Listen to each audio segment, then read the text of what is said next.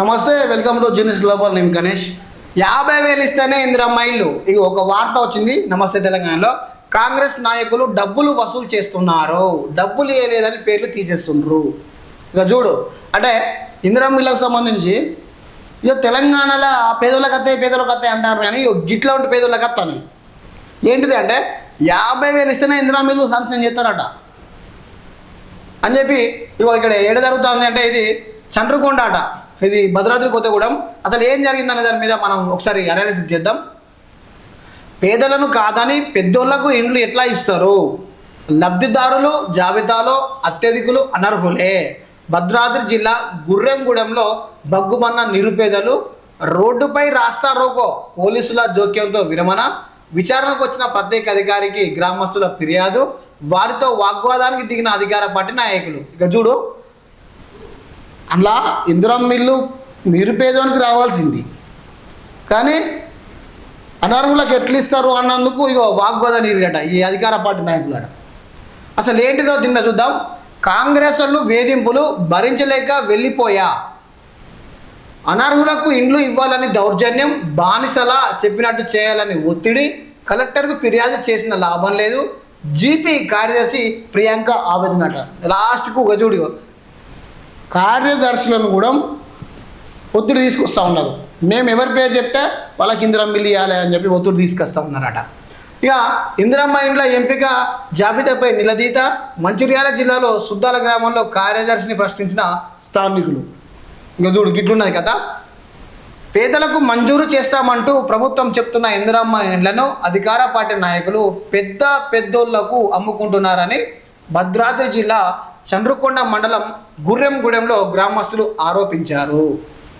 కాంగ్రెస్ నేతల అడిగిన డబ్బులు ఇవ్వలేదని, తమకు ఇండ్లు రాకుండా చేశారని బగ్గుమన్నారు. చివరికి జాబితాలో పేర్లు కూడా లేకుండా చేశారు అని ఆందోళన వ్యక్తం చేస్తున్నారు. ఇందిరమ్మ ఇళ్లకు సంబంధించి ఇళ్ల కోసం కాంగ్రెస్ నాయకులు డబ్బులు డిమాండ్ చేస్తున్నారని ఆరోపిస్తూ గుర్రంగూడెంలో వాసులు గురువారం గ్రామంలోని బొడ్రాయి సెంటర్ వద్ద రాస్తారోకో చేశారు. ఈ సందర్భంగా స్థానిక మహిళలు మాట్లాడుతూ తమ ఊరిలో 79 మందికి ఇందిరమ్మ ఇల్లు అర్హుల జాబితా తయారు చేశారట. చూడండి, అందులో వారిలో 18 మందికి ఇండ్లు మంజూరైనట్టు జాబితా ప్రదర్శించినట్టు తెలిపారట. అంటే 79 మందికి తయారు చేస్తే అందులో 18 మందికి వచ్చినట్టు జాబితా రిలీజ్ చేసారట. అందులో ఎక్కువ అనర్హులే అత్యధికంగా ఉన్నట్టు పేర్కొన్నారు. అంటే 79 మందిలో 18 మందికి వచ్చినాయట. ఆ 18 మందిలో అనర్హులే, పెద్ద తలకాయలు ఎవరైతే ఉన్నారో ఆల్రెడీ ఇల్లు ఉన్న వాళ్ళదే వచ్చిందట. ఇక 50,000 ఇస్తేనే ఇందిరమ్మ ఇల్లు వస్తుందంటూ కాంగ్రెస్ నాయకులు గోవిందరెడ్డి, శ్రీనివాసరెడ్డి స్పష్టం చేశారని తెలిపారు. పేదలకు దక్కాల్సిన ఇళ్లను డబ్బులు ఉన్న వారికే ఇస్తున్నారని ఆవేదన వ్యక్తం చేశారు. అర్హులకు ఇందిరమ్మ ఇల్లు రాకపోతే ఆందోళన ఉధృతం చేస్తామని హెచ్చరించారు. ఆందోళనకు దిగిన విషయం తెలుసుకున్న పోలీసులు గ్రామాన్ని చేరుకునే వారితో చర్చించి రాస్తారోకో విరమింపజేశారట. ఇక చూడండి, ప్రత్యేక అధికారి ఎదుట నేతల వాగ్వాదం చూద్దాం. ఇందిరమ్మ ఇళ్ల జాబితాలో అర్హులకు చోటు దక్కలేదని విషయంపై ప్రత్యేక అధికారి శ్రీనివాసరావు గుర్రెంగూడెంలో గురువారం విచారణ నిర్వహించారు. ఇంటికి వెళ్ళి విచారణ జరిపారు.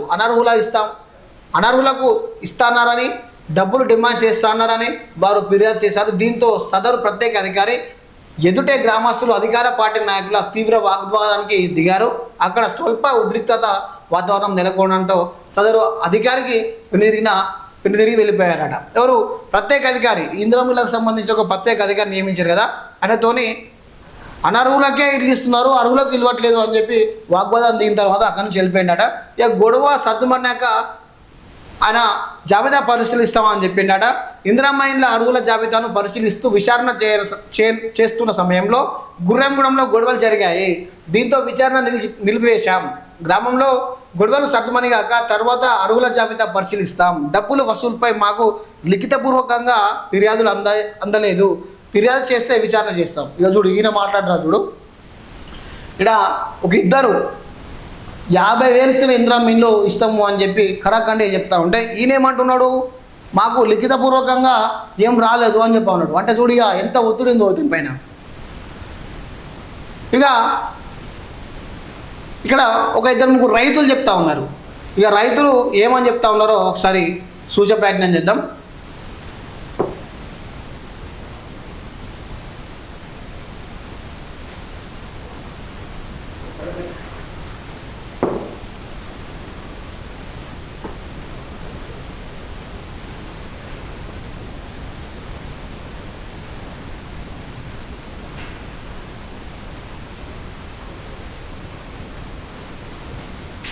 ఇక ముత్తినేని లక్ష్మి గుర్రగూడెం మాట 50,000 ఇస్తేనే ఇందిరమ్మ ఇల్లు వస్తుంది అంటున్నారు. ఇక చూడు, ఇందిరమ్మ ఇంటి కోసం 50,000 ఇవ్వమంటూ కాంగ్రెస్ నాయకులు శ్రీధర్ రెడ్డి, గోవిందరెడ్డి డిమాండ్ చేశారు. నా దగ్గర లేవని చెప్పినా దీంతో వారు నాకు ఇల్లు రాకుండా చేశారు. కాంగ్రెస్ నాయకులు ఇందిరమ్మ ఇళ్లను అమ్ముకుంటున్నారు. పేదలకు ఇస్తామన్న ఇండ్లను డబ్బులు ఇచ్చిన వాళ్ళకు అమ్ముకుంటున్నారు. ఏం చేయాలో అర్థం కావడం లేదు. ఇక చూడు, ఇందిరమ్మ ఇల్లు రావాలంటే 50,000 అడిగిరట.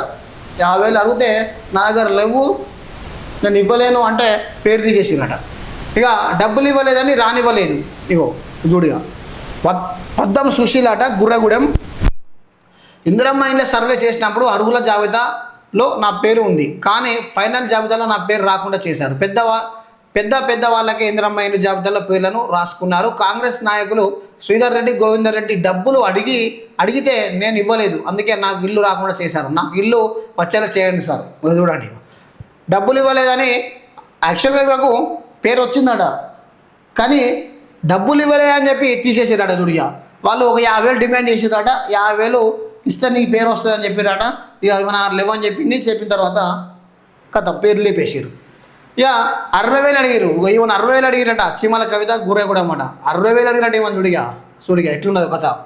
మాకు ఇందిరమ్మ ఇల్లు మంజూరు చేయించేందుకు మా ఊర్లో పెద్ద నాయకుడు వెంకటేశ్వర్లు 60,000 లంచం అడిగాడు. ఇవ్వలేదని మాకు ఇల్లు కూడా రాకుండా చేశాడు. గ్రామంలో పేదల ఇల్లు రాకుండా కాంగ్రెస్ నాయకులు కుట్రలు చేస్తున్నారు. అధికారులు ఇల్లు ఎలా మంజూరు చేస్తారో అర్థం కావడం లేదు. చూడండి, ఈమెను పైసలు ఇవ్వలేదని తీసేసిర్రు.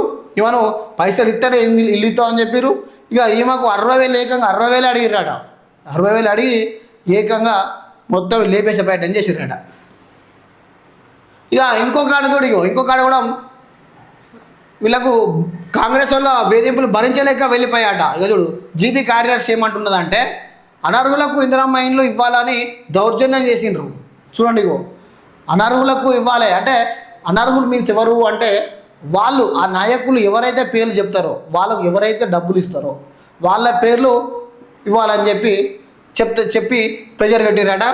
బానిసల ఉండాలి, చెప్పినట్టు చేయాలి, ఒత్తిడి పెంచారు.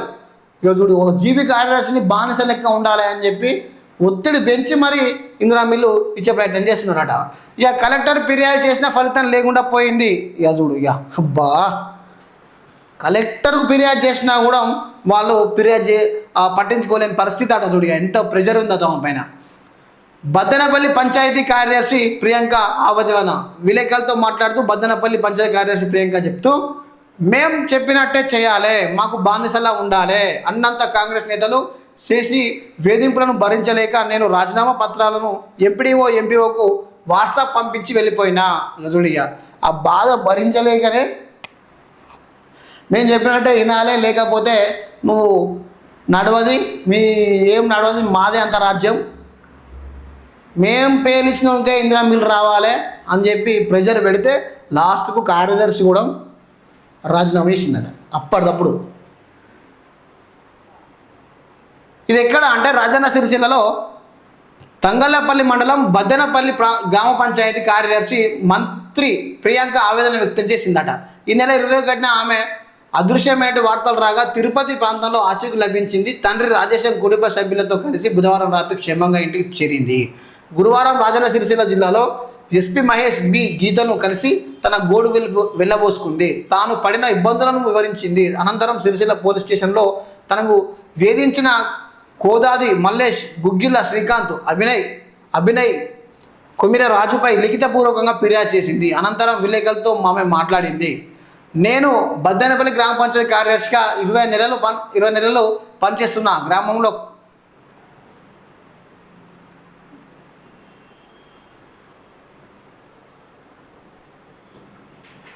ఓకే కోదాడి మల్లేష్, గుగ్గిల శ్రీకాంత్, అభిగౌడ్, కొమ్మిర రాజు తాము చెప్పినట్టు నేను వినాలనేవారు. ప్రతి సమావేశానికి ముందుకు వారికి ఫోన్ చేసి చెప్పాలనేవారు. రేపు సర్పంచ్ అయ్యేది మేమే, ఏమన్నా మాకు చెప్పాలి, మాకు అనుకూలంగా పనిచేయాలని ఆఖరికి నేను వెళ్ళిపోయే రోజు కూడా వేధించారు. ఏడాది నుంచి ఎంతో వేదన భరించిన ఆ పై అధికారులు ఏడాది నుంచి చెప్పుకుంటూ వస్తున్నారు.